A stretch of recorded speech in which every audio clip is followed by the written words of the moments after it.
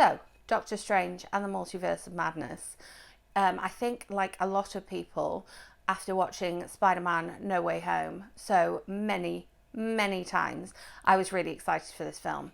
Also, after having watched WandaVision, very excited for a bit of Scarlet Witch involved in the world of Doctor Strange, as we know. But what did I think of the film? Welcome back, or if you are new here, welcome. My name is Katrina and I make bookish content here on this channel every week, and the movie reviews just like this one here at the weekend. All of my movie reviews are spoiler free, and I have a playlist of all my Marvel movie reviews, which I will leave linked up above, and they are also on my playlist of movie reviews, which I will link for you in the end screen as well as in a future up above moment. But yes, always spoiler free, no spoilers here. I was very excited to see this movie. Always see Marvel movies as soon as I can, and I do always see them in as high quality a format as I can. So I saw this one in Imax, and I will say I definitely think it was worth seeing it in Imax. If something is billed as having been filmed or even partly filmed in IMAX or for IMAX, then I will always try and see it in IMAX. Dolby in my cinema in Denver was always my preferred cinema of choice because their screen was massive. I have been to other Dolby screens that haven't been quite as big. So if I was going with my old cinema in Denver, would have been Dolby, and then I would have consequently gone to see it later in the week in IMAX.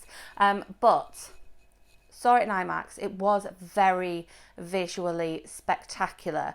The film opens, again, no spoilers, but the film opens with a really big scene. There's lots of colour, lots of action, lots of sound. And as soon as it started, I was like, yes, I made the right choice to go and see this one in IMAX because it was beautiful. You felt like you were kind of looking around the screen for different things that were happening as opposed to just focusing on the centre of screen and letting things happen. The sound quality was also excellent, and it wasn't one of those films where you felt like it was too loud either. There'd been a couple of recent movies where I just felt like it was too loud and the sort of like crashes and bangs really assaulted my ears, but I didn't think that this one was too loud.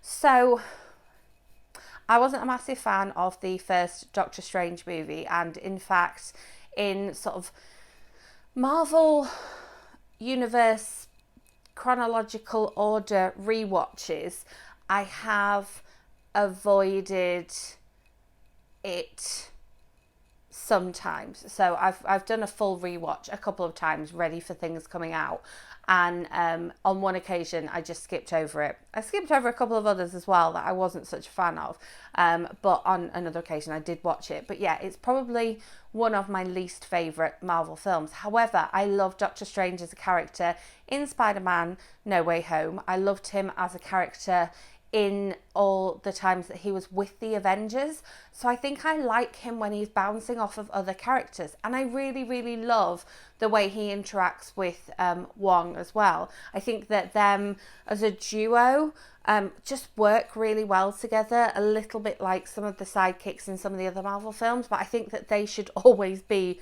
together because they are such like complete opposite characters. And for me, even though Wong was involved in this thing, which again, a film even, which again is clear from the trailer, so that's not a spoiler, there could have been more Wong in this film, and I think that would have worked out better for Doctor Strange.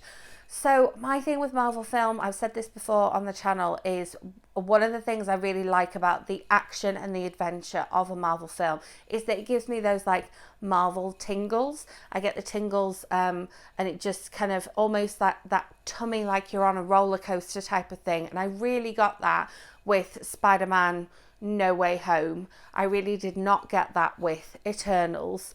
I got that with Black Widow. Obviously I got that with previous Avengers and Spider-Man films that I saw in the last run before everything shut down. I didn't get that with this film.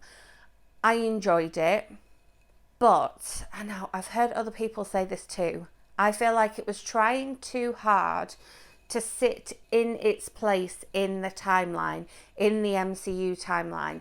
It was trying too hard to pull in other like threads that have gone on with Marvel movies and Marvel shows, and with other parts of the franchise in many ways as well.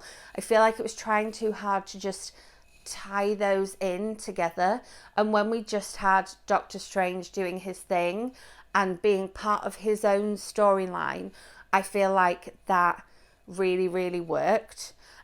We have the introduction of a new character who I found out was supposed to be introduced in Spider-Man No Way Home, but then because of COVID and things getting changed around and directors and things getting changed around, she ended up having to be introduced in this movie. I really like her character. I really like the character of America Chavez, and I enjoyed her interactions with the other characters in the film. However, I feel like I was left with that feeling of everybody else knows this person and I don't know this person. So she comes in right at the start of the film and she's part of the action. And I felt like, should I know who she is and how she fits in here?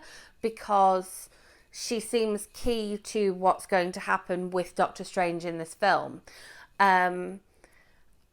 And apparently, again, this was because she was supposed to have already been introduced, but then things changed in order, and so she was kind of slotted in. Her introduction was slotted into this film. So she should have just been part of the film already because we already knew her as an audience. But she was kind of slotted in, and so her introduction had to be very rushed, and I think it did suffer for that. I feel like I didn't connect with her character, but if I went back to watch this film a second time, I would be so much more connected with her character because I know her now.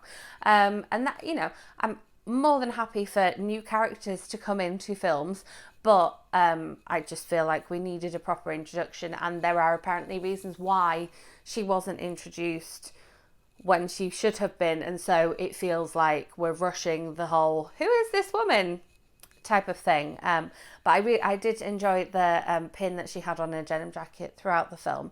The cinematography and the special effects were fantastic. There were a couple of moments where the CGI felt very CGI, which again is unusual for me to say that, having come out of a Marvel film. I normally go and see other films and go, why was the CGI so rubbish? Marvel and Star Wars can do it so well. But there were a few moments where it felt like, you know, this is definitely a green screen behind this person running right now. But the actual visual effects and the cinematography I thought were really great, and that's where it was definitely worth going and seeing this one in Imax. As I say, I would definitely have liked Doctor Strange to be sort of, again, more involved in this film. And there were some moments where we as an audience laughed out loud.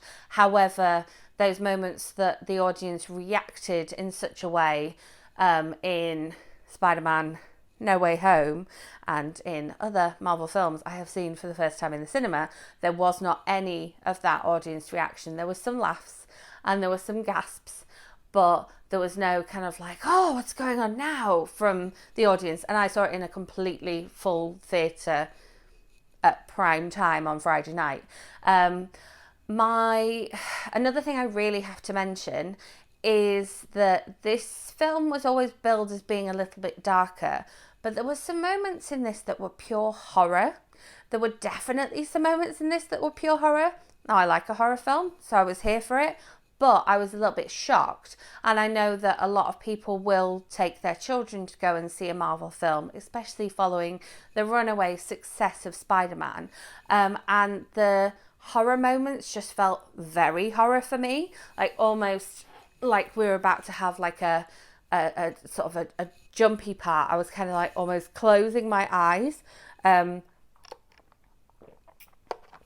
But those, yeah, so I will say, little warning, this film's really scary in parts. There are some moments where you're kind of waiting for something to or some moments where you are genuinely worried that something really terrible is about to happen to many different characters in the film. There is definitely more than mild peril in this one, so I think that's why it's been given the rating that it has. But I was here for a bit of horror, but it felt quite jarring away from the then moments of comedy that we had where the whole cinema laughed. But yeah, I wouldn't rule out going and seeing this one again to find that bit more of a connection with this new character who is very important. I liked the presence of Scarlet Witch in this one. I really made me want to rewatch WandaVision again.